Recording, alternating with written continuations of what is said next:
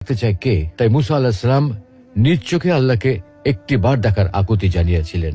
কিন্তু মুসা আলাইহিস সালামের মতো জলিলুল কদর রাসূলের পক্ষে আল্লাহকে দেখা সম্ভব হয়নি। আমাদের প্রিয় নবী মুহাম্মদ সাল্লাল্লাহু আলাইহি ওয়াসাল্লামের অন্তরেও আল্লাহকে দেখার ভীষণ আকুতি ছিল, কিন্তু সাইয়্যিদুল আম্বিয়ার পক্ষেও আল্লাহকে দেখা সম্ভব হয়নি। বস্তুত দুনিয়াতে কারো পক্ষেই আল্লাহকে দেখা সম্ভব নয়।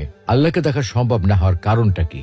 প্রিয় দর্শক, এই পৃথিবী এবং মহাবিশ্বে বাস্তবে যা কিছু আছে, যে সকল পদার্থ এবং শক্তি আছে, যেগুলোর অস্তিত্ব বাস্তবে বিদ্যমান আছে, আমরা কিন্তু সেগুলোর সবকিছু চোখে দেখি না। অথচ সেগুলো বাস্তব সত্য এবং সেগুলোর উপস্থিতির কারণে আমাদের শরীর ও জীবন নানাভাবে প্রভাবিত হয়। কিন্তু তারপরেও আমরা সেগুলো দেখতে পাই না, কারণ রিয়েলিটি বা বাস্তব জগৎ শুধুমাত্র আমাদের পঞ্চ ইন্দ্রিয়ের মধ্যে সীমাবদ্ধ নয়।